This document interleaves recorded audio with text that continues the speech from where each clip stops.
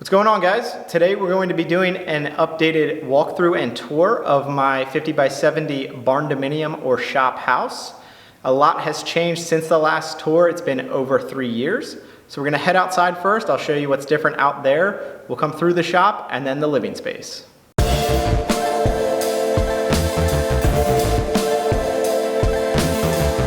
Alright guys, so starting outside here, the one big difference you might notice right away is I've got a paved driveway. So this was stone for the first about 5 years that I lived here, and especially in this section here, it would wash out a lot when it rained hard. So I was constantly trying to fix the driveway. It was always really bumpy, and of course it got very dusty in the summer. So I got this paved last summer, at the end of the summer, so it's been about 10 months since I've got it done, so it has cured up pretty nicely. I may end up getting it sealed. Usually supposed to wait about a year to do that, so it's not sealed yet. And the overall driveway is about 425 feet long. Part of it was already paved, like way up there where you can't even see, but all of this was gravel.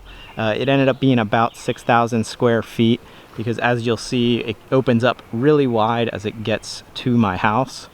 And the other thing that we did is we brought in a lot of topsoil for this section down here.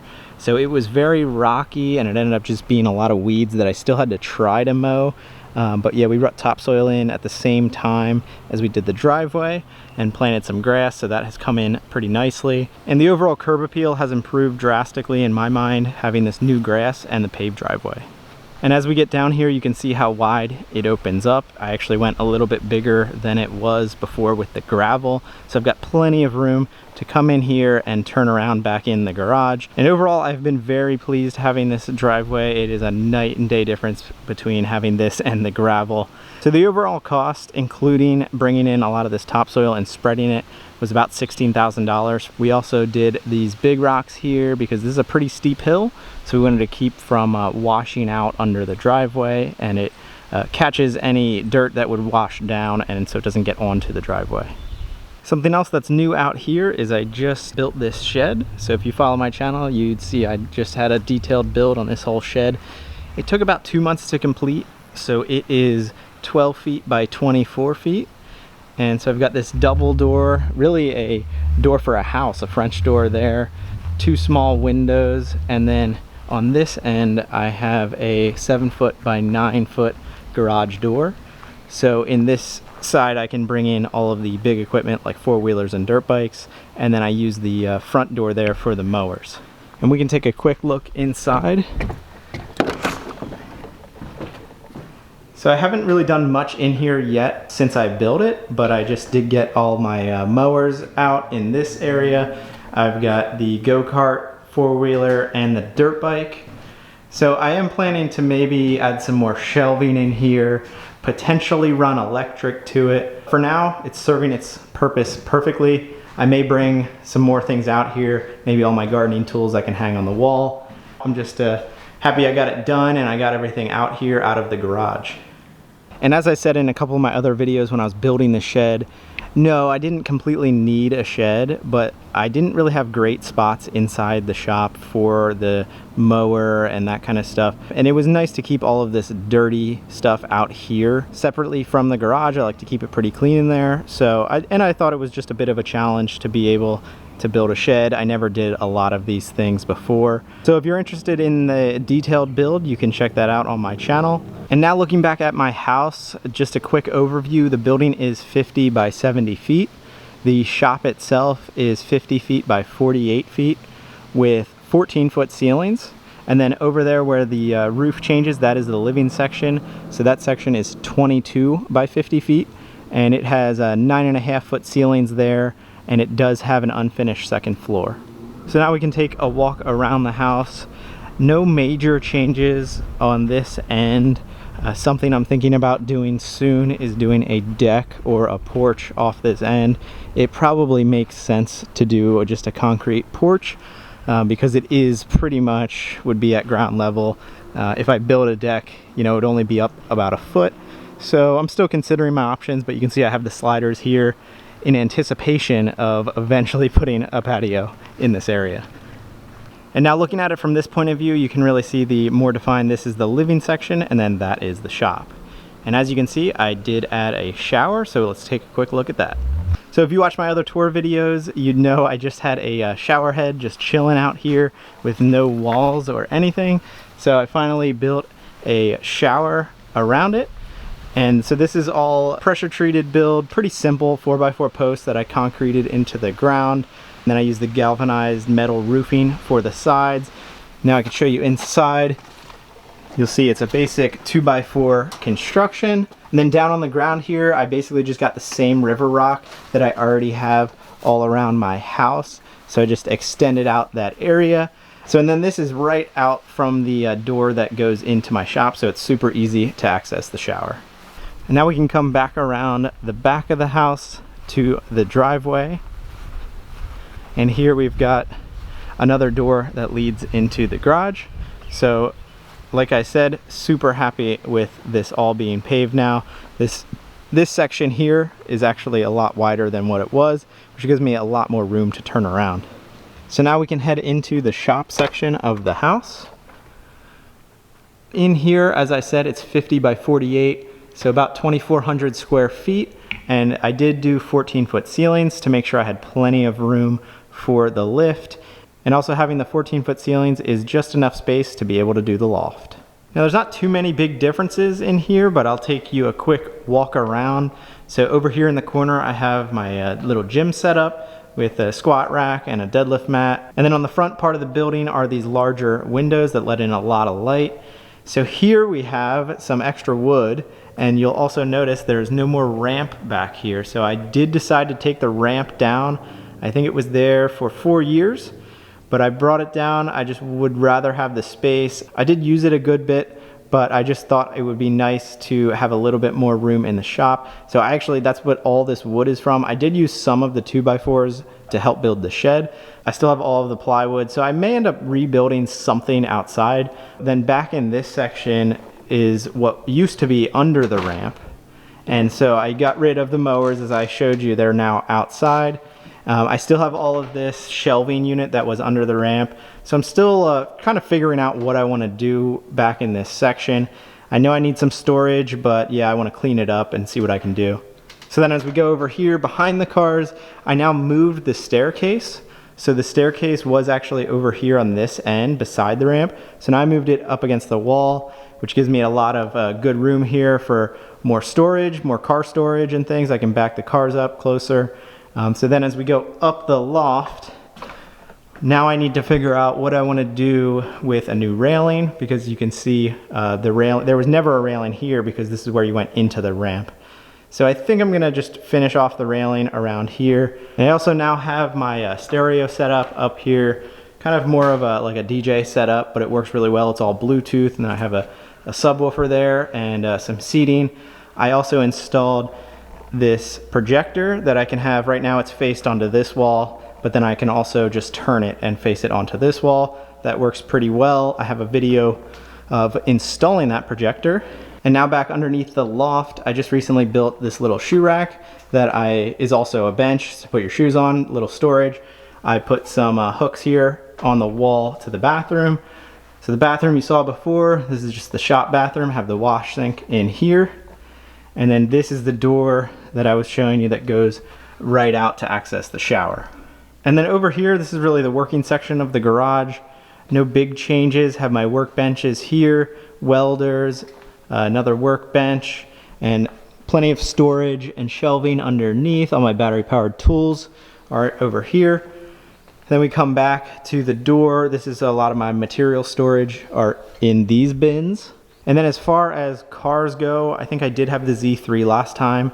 Since then, I built this whole wide body setup. So this is all sheet metal welded fenders that I built patterns for and everything. I did also the splitters on the side and the splitter in the front. Otherwise, it is pretty stock. I think I'd like to add more power to it. I did put a new steering wheel in it. These basically come with a huge ship's wheel that is really a pain to use. So I put a smaller, nice Sparco steering wheel. I did build a full catback exhaust for it, so it has a little bit of sound now. It's not too loud. I did put a muffler in it, And then the one new vehicle would be the Range Rover. Got this a couple years ago. It was pretty beat up when I bought it, really. The suspension was broken. Body was in pretty good shape as far as straight, but had a lot of marks all over it, so we got that all cleaned up. The only real mods I did was a full exhaust.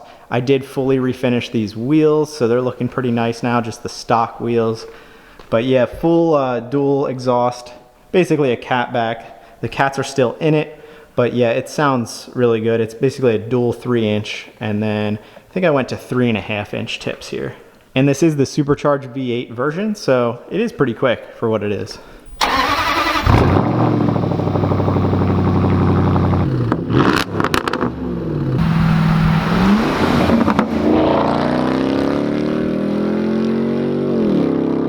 Otherwise, I've still got the Mustang. I think the only big difference to that is I added this front splitter that I think really just finished up the front look. I added also the grille in the front, so I think it looks pretty clean like that. Just been enjoying it the way it is.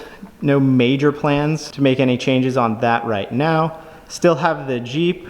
This isn't used too much, but actually over the winter I did use it a good bit. Use it whenever it snows. I also use it to tow the trailer, so I used it to pick up a lot of the wood and materials for the shed. So it will go, you know, a couple months without using it, but then it's nice to have it for around the property here, hauling wood around and things like that. So I'm still keeping it as of now. And I've also still got my daily, the E46, this is a 328. Really have avoided making any crazy mods to it because it is the daily, so it is my only quiet car. I did also recently refinish these stock wheels, so it's looking pretty clean. I also got some tint on there now, so a pretty good daily, over 200,000 miles on it. And then as far as future plans in here, I was kind of thinking about a 4-post lift, just to get a little bit more room. I could maybe put the Jeep on the 4-post lift because I don't use it that often.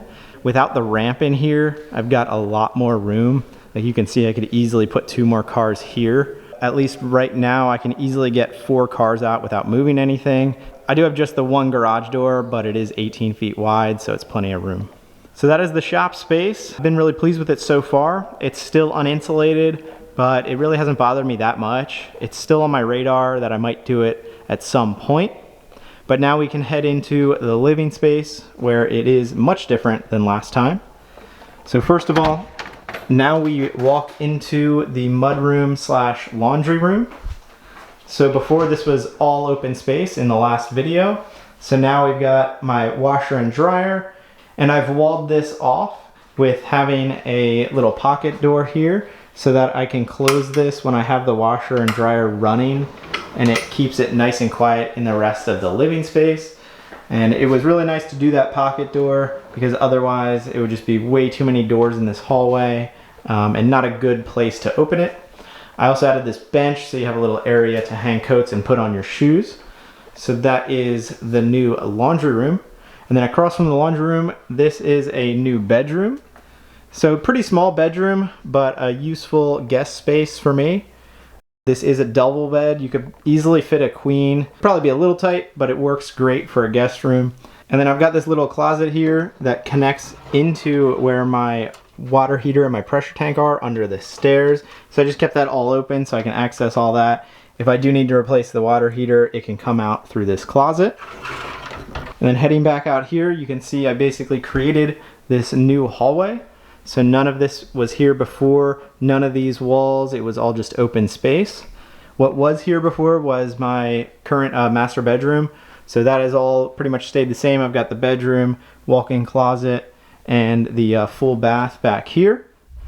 So now you walk out and you have this hallway. I also added this little linen closet. So a nice amount of storage in here because this house didn't really have any storage when I first built it. So it was really nice to have that. And then this is the new bathroom I built. So I built this about 1.5 years ago, I think, at this point.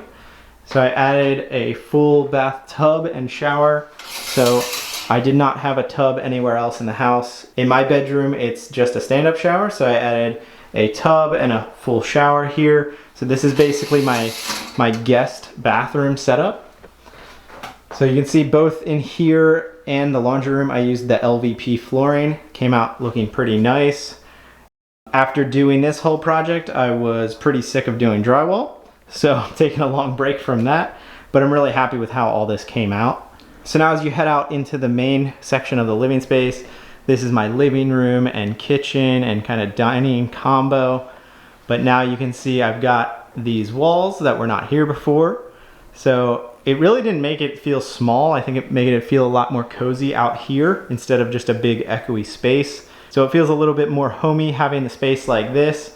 So you can see when I created the laundry and the bathroom, it made this new wall. So then something else I recently did was added more cabinets, and I moved my refrigerator over here, and that really helped out with adding some more counter space and cabinets. I also added the new under cabinet lighting the whole way around, and it also goes down here. It was kind of a lot of work to run all that wiring, but I'm really glad I did, and it's just on an AC dimmer switch here. So now in this area, I'm really happy with how it is coming out. It's a lot different than when I first moved in, a lot more like a real house and not just an open space. So overall, when I built just the bedroom first, and that was only about a month of work and about $1,500 to do that. There's just a little bit of wiring, but it's mostly just the framing and drywall and trim. And then when I did the bathroom and laundry room, a lot more work. I think that was closer to 3 months and about $6,000. You have all the fixtures for the bathroom, so the cost adds up a little bit more. I also did flooring, and I didn't do any flooring in the bedroom. So now with all the new rooms I built, this house is now a 2-bed, 2 full bath in here. And then there's also the bathroom in the garage and the shower outside. So you could almost say it's a 3 full bath. The next steps in here are probably gonna be doing the upstairs. So up here is pretty much the same as previous tour videos. I'm still using it more as an attic storage space. This is a good amount of area up here that I could build a full master suite. So I'm thinking master bedroom, big walk-in closet, and a full bath. I haven't had a need for it yet, so I was kind of holding off. And now that I learned a lot more doing the things downstairs, I've got a lot more knowledge to be able to tackle that project upstairs. So now the last thing I wanted to do is go through an updated cost breakdown of my whole project. All right, now the first part of this is going to be the same as the last video, and then at the end I'll show all of the updates. So I'll go through this pretty quickly because I showed this before. I gave some ranges for all of the aspects that went into building my house.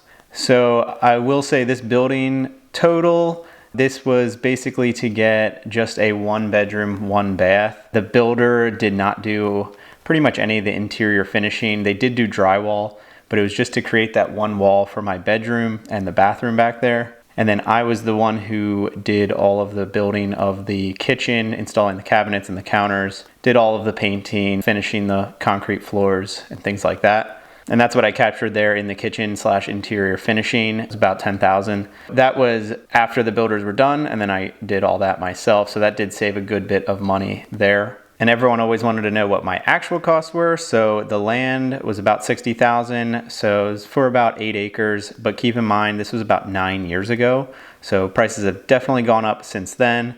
And then the building all in was about $170,000. This was coming up on about 7 years ago. So again, prices have gone up. Again, at this point, it was just a 1-bedroom, 1-bath. It was livable.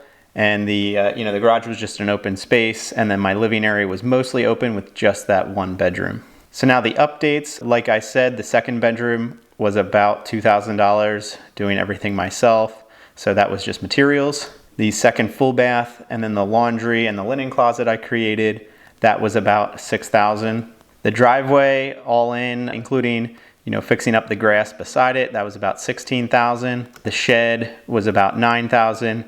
Of course, that's not really part of the house, but it is part of the property, so I put it in here. So that brings my total right around $263,000 for everything here. Now at this point, I am a 2-bedroom, 2-bath. The living space is 1,100 square feet.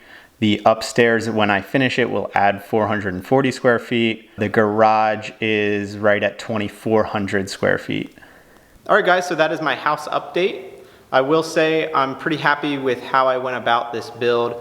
I made sure I had a large enough shell and footprint to start with that I could then build into and build more bedrooms and bathrooms as I have.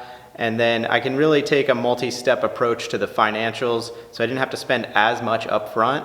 So I've been doing a lot of it myself, so then at the end I can kind of get exactly what I wanted with a lot less invested, and not to mention I learned a lot along the way.